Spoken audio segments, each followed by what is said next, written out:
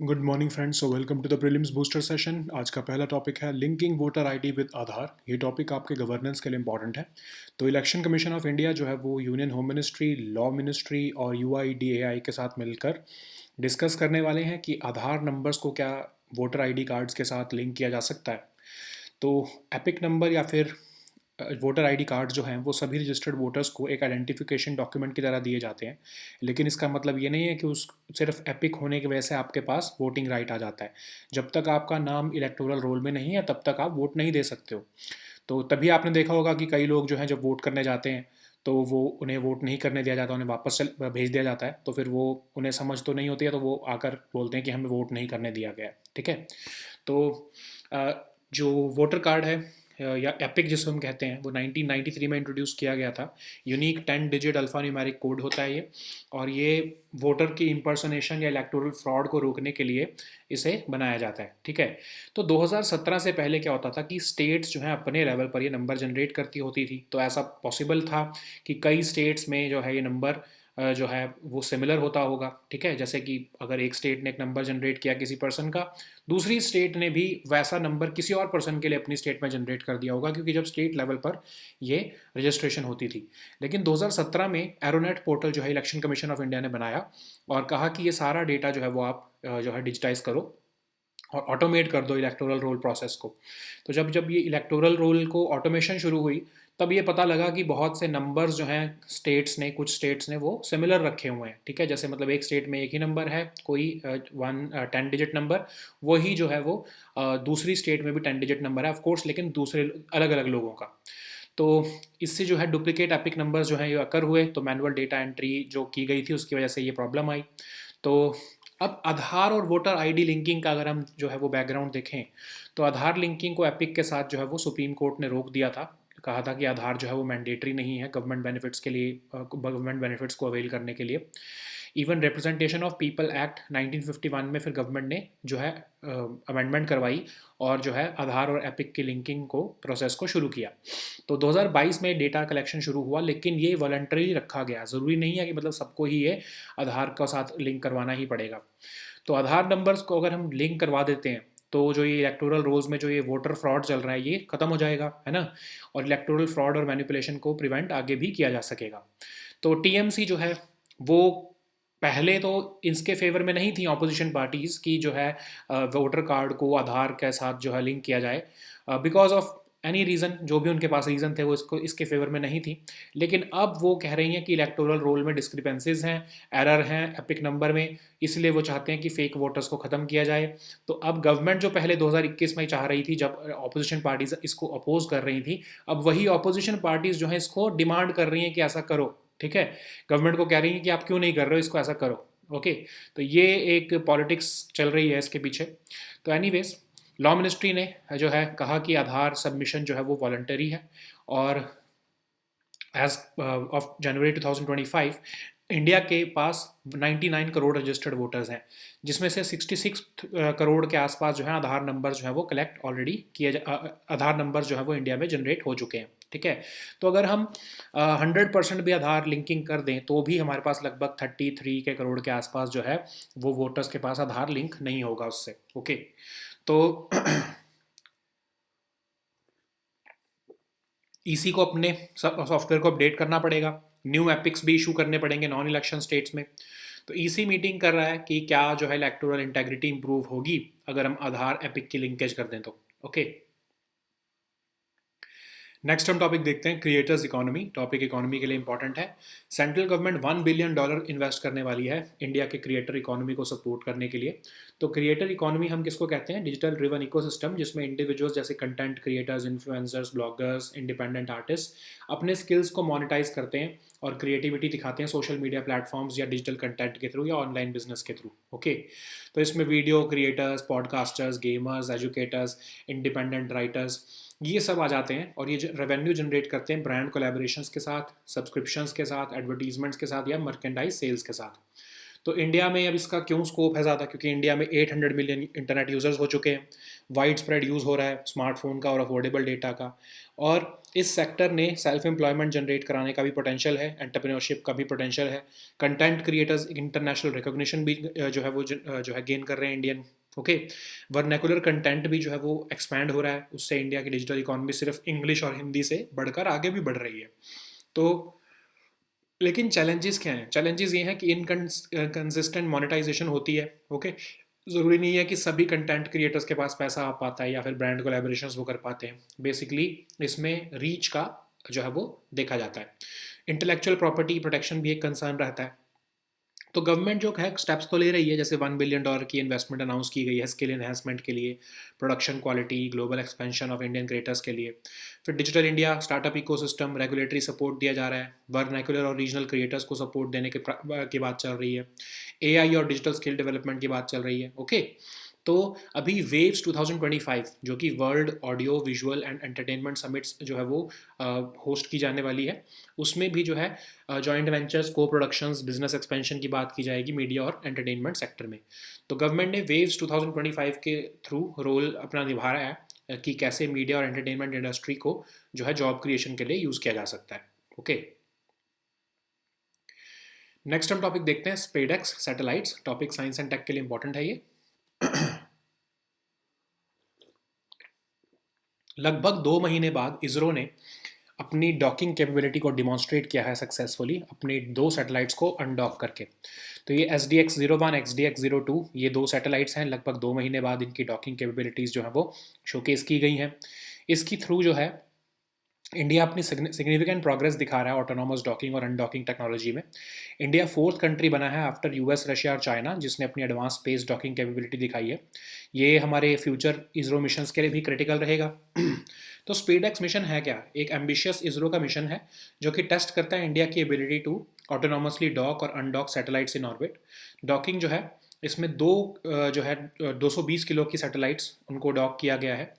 और डॉक करने का मतलब क्या होता है कि एक सैटेलाइट में से दूसरी सैटेलाइट में कुछ भी इंडिविजुअल को या फिर कुछ प्रोडक्ट को भेजना। ओके, मतलब जैसे आप एक कार से चलती हुई एक कार से दूसरी चलती हुई एक कार में अगर आप मूव करो तो उसको हम डॉकिंग कहेंगे। ठीक है, तो मिशन ने पावर शेयरिंग कैपेबिलिटीज़ भी हमारी डिमॉन्स्ट्रेट की है।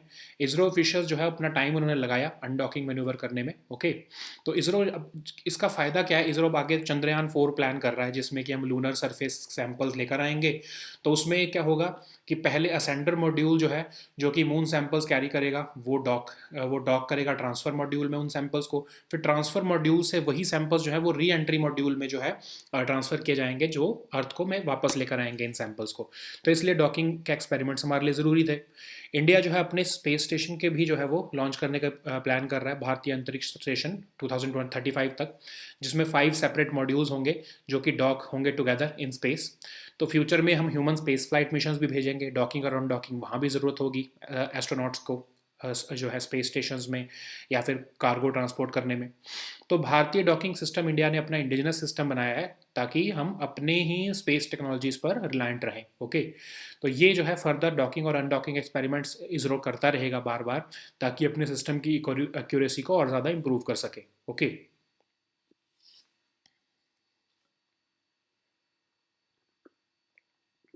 नेक्स्ट हम टॉपिक देखते हैं अपार आईडी। ये टॉपिक आपके गवर्नेंस के लिए इंपॉर्टेंट है। पेरेंट्स और एक्टिविस्ट जो है वो वरी कर रहे हैं कि जो मिनिस्ट्री ऑफ एजुकेशन का अपार आईडी का जो प्रोग्राम है स्कूल स्टूडेंट्स के लिए, वो नेक्स्ट आने वाले टाइम में उसको कंपलसरी कर दिया जाएगा, अभी जो वॉलंटरी है। ओके, तो अपार आईडी का एक सिस्टम है, आइडेंटिफिकेशन सिस्टम है सभी स्टूडेंट्स के लिए इंडिया में। One nation one student ID programme का ही एक इनिशिएटिव है ये, जिसमें लाइफ लॉन्ग अकेडमिक पासपोर्ट की तरह ये काम करेगा अपार आईडी। और ये एक यूनिक और परमानेंट 12 डिजिट आईडी जो है वो हर स्टूडेंट को देगा, जिसमें कॉम्प्रिहेंसिव रिकॉर्ड रहेगा अकेडमिक अचीवमेंट्स का उनकी, जैसे कि उनकी डिग्री, स्कॉलरशिप्स, अवार्ड्स, बाकी के क्रेडिट्स। आइडेंटिफायर जो है वो स्टूडेंट के पास ही रहेगा पूरे उसके करियर के टाइम पर, पूरे करियर में, एजुकेशनल करियर में। तो स्कूल्स इसमें क्या करेंगे? रिकॉर्ड और मैनेज कर सकते हैं स्टूडेंट्स के एकेडमिक डेटा को, अचीवमेंट्स को, एक्टिविटीज़ को। हायर एजुकेशनल इंस्टीट्यूशंस और स्किल इंस्टीट्यूट्स जो हैं वो एक्सेस कर पाएंगे स्टूडेंट्स के एकेडमिक हिस्ट्री और रिकॉर्ड्स को। स्टूडेंट्स अपने जो है वो कॉम्प्रिहेंसिव एकेडमिक रिकॉर्ड्स, अचीवमेंट्स या को करिकुलर अकम्पलिशमेंट्स को डिजिटली स्टोर और रिट्रीव कर पाएंगे।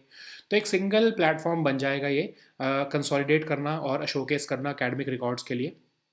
तो सिंप्लीफाई करेगा, रिकॉर्ड कीपिंग भी है, सिक्योरली स्टोर करेगा एकेडमिक डेटा और अचीवमेंट्स को, स्मूथ ट्रांजिशन फैसिलिटेट करेगा बिटवीन एजुकेशनल लेवल्स। ओके, तो अपार जो है वो प्रायोरिटाइज कर रहा है डेटा सिक्योरिटी और कॉन्फिडेंशियलिटी को, शेयर करेगा कर रहा है इन्फॉर्मेशन को only with necessary government agencies privacy और सिक्योरिटी के लिए।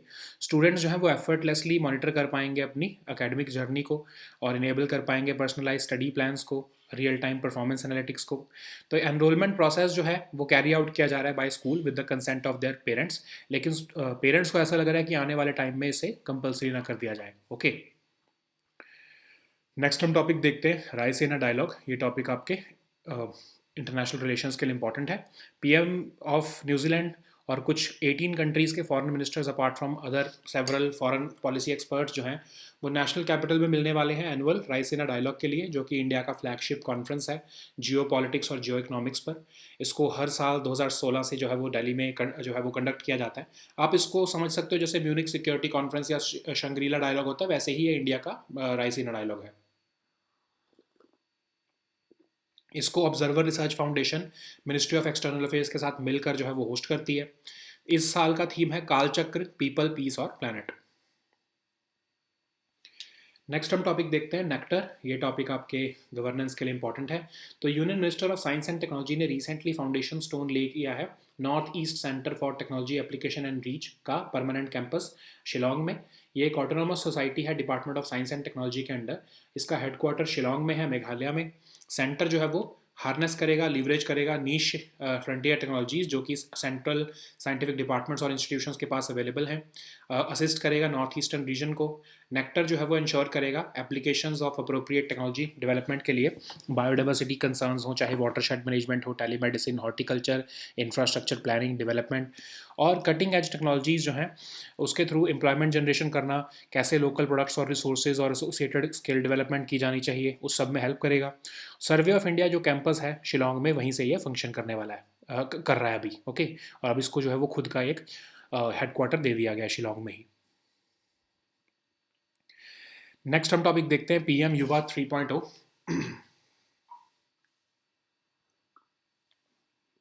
ये टॉपिक भी आपके गवर्नेंस के लिए इंपॉर्टेंट है, सोशल इश्यूज़ के लिए भी इंपॉर्टेंट है। तो मिनिस्ट्री ऑफ एजुकेशन ने लॉन्च किया है पीएम युवा 3.0, prime minister scheme for mentoring young authors. तो ये ट्रेन करना चाहता है यंग और बडिंग ऑथर्स को जो कि 30 साल से कम एज के हैं, और उनमें रीडिंग, राइटिंग और बुक कल्चर प्रमोट करना, और उनमें डेवलप करना स्ट्रीम ऑफ राइटर्स को जो कि इंडिया के बारे में लिख सकते हैं, पास्ट, प्रेजेंट और फ्यूचर के बारे में। पर्सपेक्टिव जो है यंग जनरेशन का राइटर्स का, यंग जनरेशन ऑफ राइटर्स का लेकर आना, contribution of Indian diaspora in nation building, Indian knowledge system और मेकर्स ऑफ मॉडर्न इंडिया के बारे में। ओके, तो ये जो है स्कीम एक विंडो देगी एस्पायरिंग यूथ को कि वो अपने आप को आर्टिकुलेट कर सके और प्रेजेंट कर सके comprehensive outlook of the contribution of Indians. तो नेशनल बुक ट्रस्ट जो है मिनिस्ट्री ऑफ एजुकेशन के अंडर, वो एक इम्प्लीमेंटिंग एजेंसी की तरह काम करेगा इसके लिए। कंटेस्टेंट्स को कहा जाएगा कि वो 10,000 वर्ड का एक बुक प्रपोजल दें। टोटल 50 ऑथर्स जो हैं वो सिलेक्ट किए जाएंगे। सिलेक्टेड यंग ऑथर जो है वो एंगेज करेंगे एस्टीम्ड राइटर्स के साथ, पार्टिसिपेट करेंगे लिटरेरी फेस्टिवल्स में, और बुक्स जो कि प्रिपेयर की जाएंगी अंडर दिस स्कीम उनको national book trust of India, national book trust जो है वो पब्लिश करेगा। और जो जो भी ऑथर्स होंगे पर ऑथर 50,000 रुपये पर महीना, पर मंथ जो है वो 6 महीने तक दिए जाएंगे। और जो भी बुक भी पब्लिश होगी तो उनको ऑथर्स को उसमें 10% रॉयल्टी भी मिलेगी जितनी वो बुक्स बिकेंगी। ओके, नेक्स्ट हम टॉपिक देखते हैं यूएन सी टैड। ये टॉपिक आपके इकोनॉमी के लिए इंपॉर्टेंट है। तो यूएन सी टैड ने वॉर्न किया है इकोनॉमिक फ्रेगमेंटेशन के बारे में। कहा है कि ग्लोबल कॉपरेशन की ज़रूरत पड़ेगी ताकि ट्रेड डिसरप्शन ना हो और लॉन्ग टर्म ग्रोथ को हम अचीव कर पाएँ। तो यूएन सी टैड जो है वो जिनीवा स्विट्जरलैंड में लोकेटेड है, परमानेंट इंटर गवर्नमेंटल बॉडी है, यूनाइटेड नेशंस जनरल असेंबली की 1964 में इसको बनाया गया था। ग्लोबलाइज्ड इकोनॉमी को की जो है बेनिफिट्स को फेयरली और इफेक्टिवली डिस्ट्रीब्यूट करना इसका मोटिव है। इकोनॉमिक और ट्रेड एनालिसिस के अलावा भी ये रिपोर्ट्स सब जो है वो पब्लिश करते रहते हैं। तो ये यूएन सेक्रेटरीट का ही पार्ट है, of course United Nations development programme का भी पार्ट है। तो पहली जो कॉन्फ्रेंस हुई थी वो 1964 में जिनीवा में हुई थी। उसके बाद जो यूरोगेर राउंड ऑफ ट्रेड नेगोशिएशंस हुए अंडर गैट, उसकी वजह से ये वर्ल्ड ट्रेड ऑर्गेनाइजेशन भी 1995 में बनाई गई। ओके, तो कोई रिपोर्ट जो ये पब्लिश करते हैं वो यहाँ पर दी गई हैं, trade and development report, world investment report, the least developed countries report. Okay, next हम टॉपिक देखते हैं CAR T cell therapy. Topic science and tech, social issues दोनों के लिए इंपॉर्टेंट है।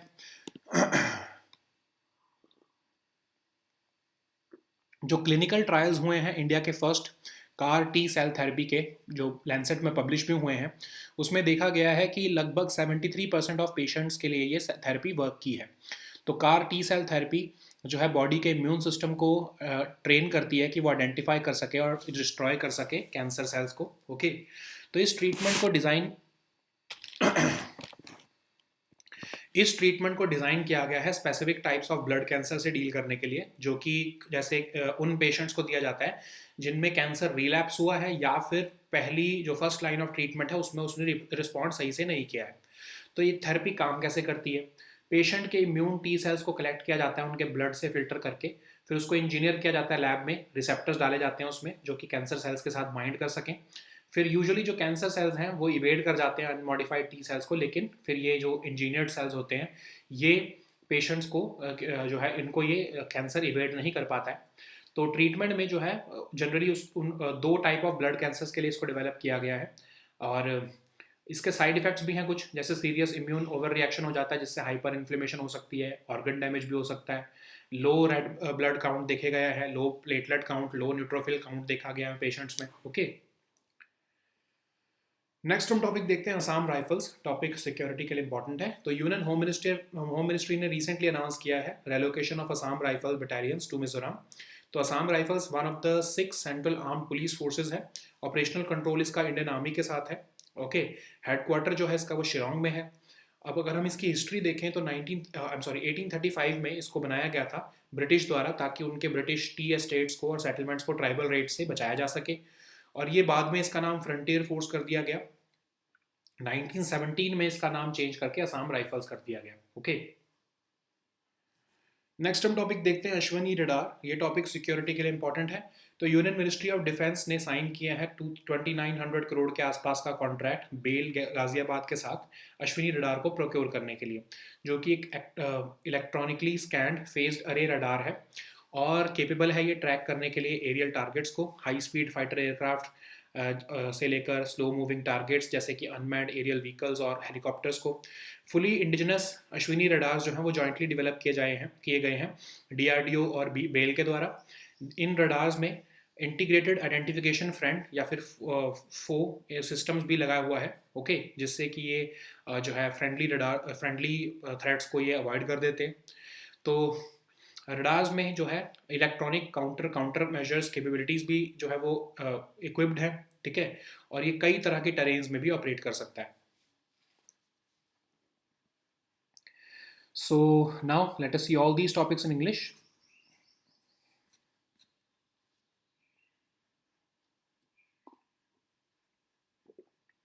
So the first topic is linking voter ID with Aadhaar. This topic is important for your governance section. So Election Commission of India is set to meet with officials from the Union Home Ministry, Law Ministry and UIDAI so as to discuss linking Aadhaar numbers with EPIC or voter ID cards. So what is EPIC? It is provided to all registered voters as an identification document. However, it does not confer voting rights unless the voter's name is there in the electoral roll. So EPIC was introduced in 1993. It is a unique 10-digit alphanumeric code which is composed of 3 alphabetic characters and 7-digit numeric sequence. So it is designed to prevent voter impersonation and electoral fraud, and it is generated via AeroNet. Okay, so ECI admitted that duplicate EPIC numbers occurred due to manual entry date and decentralized systems before AeroNet. So what was happening is that before 2017, these EPIC numbers were generated at the state level, and they were generated manually, not digitally. So what could have happened is that similar EPIC numbers may have been generated in one state and the other state, or even in multiple states. So this could have created the problem of multiple EPIC numbers in the country. Okay, so once the manual data entry was stopped by Election Commission of India in 2017 after the introduction of AeroNet platform, they identified that several EPIC numbers were common but in different parts of the states of the country. Okay, this had happened due to manual entry by the states. So that's why the opposition parties who were earlier crying that they were not in favor of Aadhaar linking with voter ID are now saying the opposite. They are calling for electoral reforms, as they are saying that it is important to prevent electoral fraud and manipulation. Okay, so in 2015, Supreme Court. When the government of India was trying to link Aadhaar with voter ID or EPIC number, the Supreme Court ordered that Aadhaar was not mandatory for availing government benefits, so they were stopped from doing so. But in 2021, government brought the amendment to allow Aadhaar voter ID linking uh, through the amendment to the RPA. In 2022, EC also started collecting Aadhaar details voluntarily, but of course it was not compulsory. Okay, so if Aadhaar and voter ID gets linked, they will be able to detect multiple registrations and clean electoral rolls, and they will prevent electoral frauds and manipulation. Okay, so now, as I was saying earlier, opposition parties were not in favor of Aadhaar linking of voter ID. Even you may have read several of the editorials why Aadhaar linking with voter ID is not a good thing and why it should not be done. But just see how these editorials will shift their narrative in favor of linking these two. Okay, because now the opposition parties have started asking for it. So, anyways, so epic number, uh, if identical epic number in different state does not mean that they are fake voters. This has been clarified by EC. Like this problem occurred due to manual entry of epic data. Okay, so as per the law ministry, Aadhaar submission still remains voluntary. Okay, and we have 99 crore registered voters and about 66 crore Aadhaar numbers. So there would be still be 33 crore voters who would not be able to have their voter ID card registered with Aadhaar or linked with Aadhaar, because we have less number of Aadhaar cards as compared to voter IDs. So EC will have to update its software. New epics will be issued, okay, in non-election states. So EC is meeting with the concerned officers or concerned officials regarding electoral integrity through Aadhaar epic linkage. So the next topic is creators economy.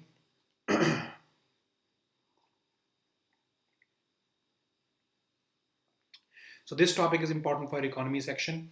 So central government will be investing $1 billion to support India's creator economy. So creators economy refers to a digital driven ecosystem where individuals like content creators, influencers, bloggers and independent artists, they monetize their skills and they create and creativity through social media platforms, digital content and online business. Okay, so this sector includes video creators, podcasters, gamers, educators, independent writers, and those who generate revenue through brand collaborations, subscriptions, advertisements, and merchandise sale. Okay, so India has over 800 million internet users, making it one of the largest digital markets in the world. Widespread use of smartphones and affordable data has fueled content consumption also. This sector also has the potential to generate self-employment and entrepreneurship. Indian content creators are gaining international recognition also. Okay, so there is also rise of vernacular content in expanding India's digital economy beyond English and Hindi. Indian content creators also face numerous challenges like inconsistent monetization opportunities, stringent platform algorithms, and limited brand collaborations. So intellectual property is also a concern. So government of India is also taking several steps, like this $1 billion investment has been announced. Startup India, Digital India, Make in India is also being leveraged for digital entrepreneurship. 5G has been rolled out. Broadband penetration has been improved. Indian languages are also being promoted for vernacular and regional creators. Okay, AI based content moderation and creator upskilling is also being done. So government has also recently organized plan to organize waves, that is World Audio Visual and Entertainment Summit 2025, which was hosted by the government to engage with international community to facilitate joint ventures, co-productions and business expansion in media and entertainment sector. Okay, so the next topic is SpaceX satellites. This topic is important for your science and tech section. So uh, nearly 2 months after ISRO successfully demonstrated its docking capability, it has disengaged and undocked two satellites. So what is this docking facility, or this basically space docking experiment has been conducted using satellites SDX-01 and SDX-02 after nearly 2 months of testing their docking capabilities. This maneuver has marked India's significant progress in autonomous docking and undocking technology. This accomplishment positions India as the fourth country after US, Russia, and China to develop this advanced space docking capability. This achievement is also critical for future ISRO missions. Okay, so what is SpaceX mission? It is an ambitious ISRO mission designed to test India's ability to autonomously dock and undock satellites in orbit. Okay, two 220 kg satellites SDX-01 and SDX-02 were maneuvered into the same orbit and progressively brought closer until they were joined in 2025, January 2025. This has demonstrated power sharing capabilities. ISRO officials also took their time before executing the undocking maneuver to ensure every step was thoroughly analyzed. Okay. ISRO also plans to launch a Chandrayaan 4, which is a mission aimed at bringing back lunar surface samples. So, why is it important for Chandrayaan 4? Why docking is important for Chandrayaan 4? A sender module which will carry the moon samples will have to dock with a transfer module with those samples, and then those samples will be docked through transfer module through to a re-entry module which will carry those samples back to Earth. India is also planning to launch its own space station called the Bharatiya Antariksh Station by 2035, which will consist of 5 separate modules, and that must be docked together in space. In future, we are also planning human spaceflight missions, which will be crucial for sending astronauts. So docking and undocking will be crucial for sending astronauts into space stations. Apart from that, that's why we have created this indigenous Bharatiya docking system so that we can rely on our own space technologies. Apart from that, India will be conducting, or ISRO will be conducting, further docking and undocking experiments to refine the system's accuracy.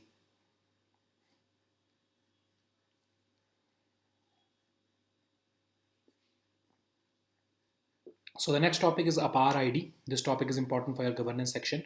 So parents and activists are worrying that Ministry of Education's APAR ID for school students could become nearly impossible to opt out from, even though the program is supposed to be voluntary. So APAR ID is a specialized identification system designed for all students in India. So this initiative is part of the One Nation, One Student ID program. So this serves as a lifelong academic passport. It is a unique and permanent 12-digit number issued to every student so as to offer comprehensive record of their academic achievements, including degrees, scholarships, awards and other credits. So this identifier remains with the student throughout their educational career, fostering a seamless transition from one level of education to another. Okay. So how it works? So schools record and manage students' academic data, achievements, and activities in APAR. Higher educational institutions and skill institutes also access students' academic history and records for admission and recruitment purposes. Students digitally store and retrieve comprehensive academic records, achievements, and co-curricular accomplishments.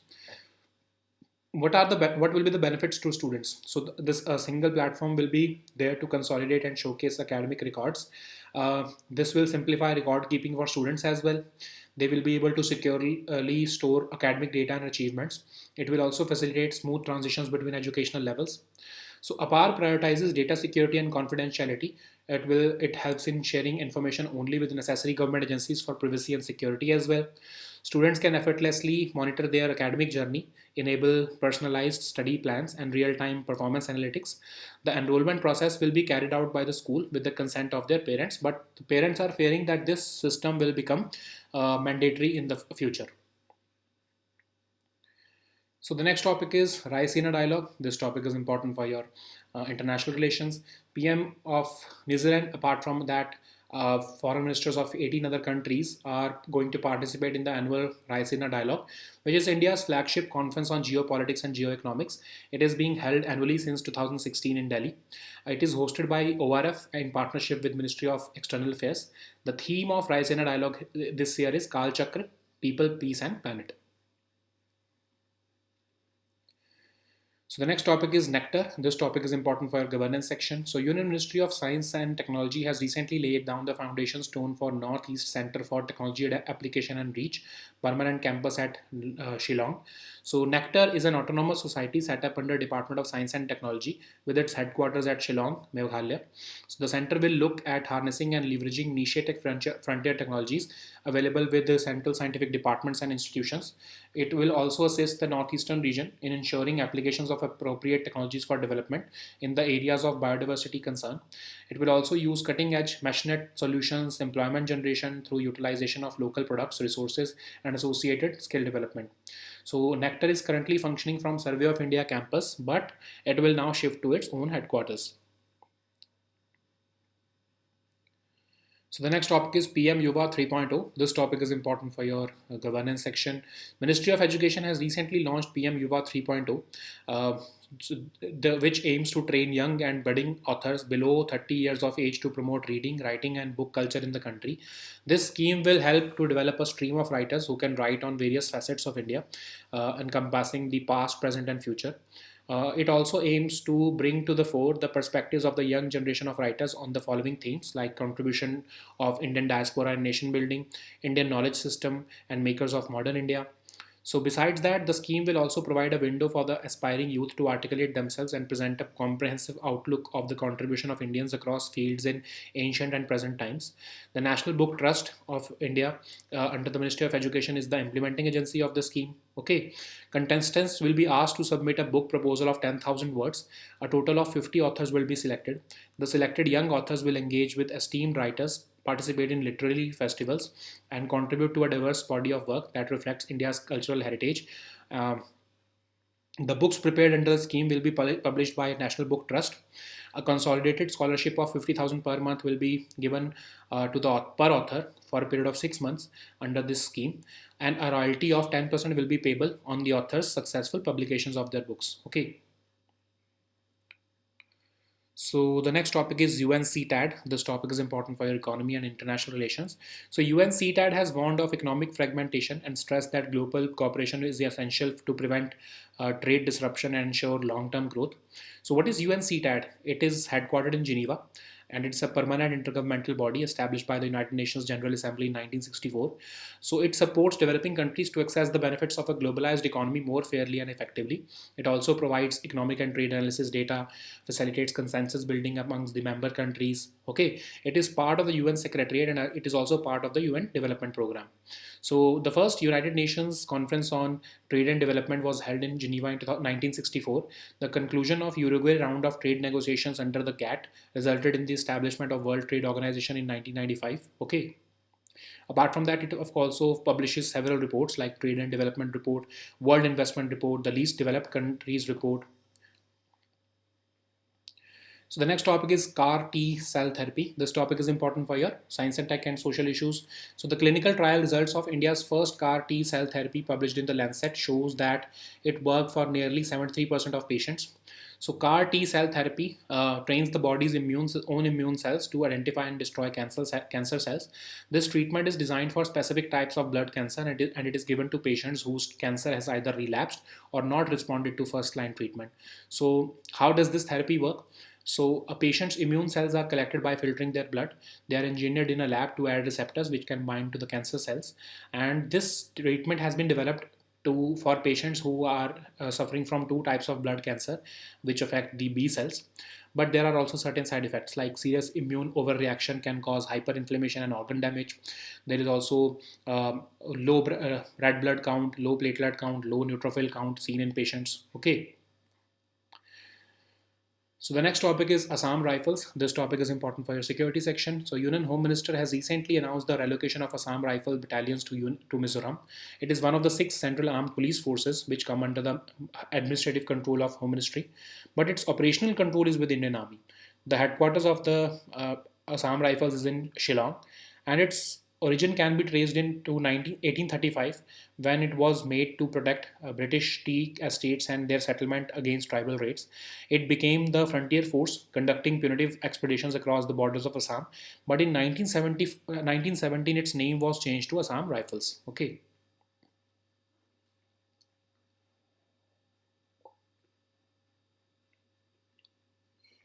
So the next topic is Ashwini radar. This topic is again important for your security section. So Union Ministry of Defence has signed a 2900 crore plus contract with BAIL Ghaziabad for the procurement of Ashwini radar, which is an active electronically scanned phased array radar based on the state-of-the-art solid-state technology. It is capable of tracking aerial targets from high-speed fighter aircraft to slow-moving targets like UAVs and helicopters. Fully indigenous Ashwini radars have been jointly developed by the DRDO and BAIL. These radars feature integrated identification friend or foe systems with electronic scanning, enabling 4D surveillance. Designed for mobility, these radars also come with advanced electronic countermeasures capabilities, and they can operate across various terrains. Okay, so these were our topics for today. We'll meet next time with new topics. Until then, goodbye and take care.